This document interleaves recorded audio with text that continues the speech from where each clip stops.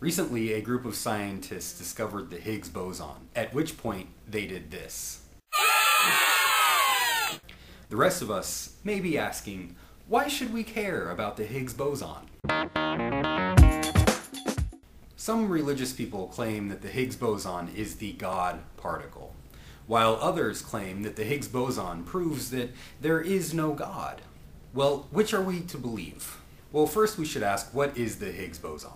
The Higgs boson is composed of tiny particles, and without those particles, there would be no mass. And without mass, there would be no stars, there would be no planets, and there certainly would be no human beings. So, in a very real way, we are all dependent upon the Higgs boson. But does it prove the existence of God?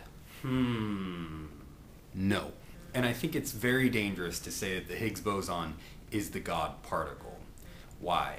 Because the great Hebrew breakthrough, and you see this in the prophet Isaiah, is that God is more like nothing in the universe than like something in the universe. God is not a thing that takes up space in the material world.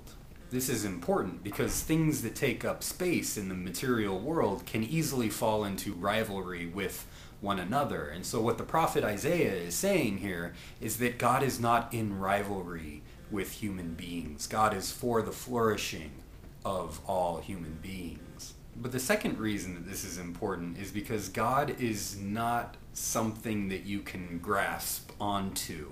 God is not something that you can bat somebody over the head with. And once we start using God in that way, we know that we have made God into an idol.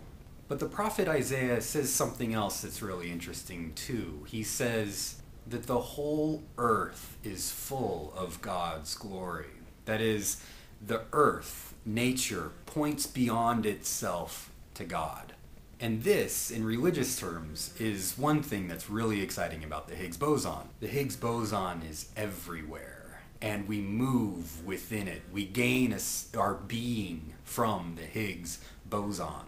And interestingly, Paul says something very similar about God.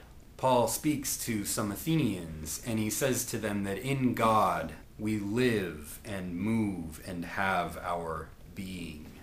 So the Higgs boson points beyond itself to the God in which we live and move and have our being. But Paul says something else that I think is important to this whole conversation, and he says it in 1 Corinthians chapter 13. Paul says that if I understand all mysteries and all knowledge, and if I have all faith so as to remove mountains, but I do not have love, I am nothing.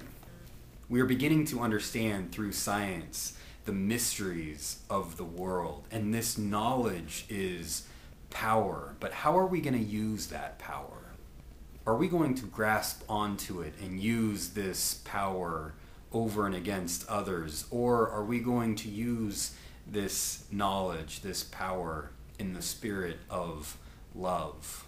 That is the question that I think we need to pose as we make these scientific discoveries. And it's also the question that we need to pose in our religious life together.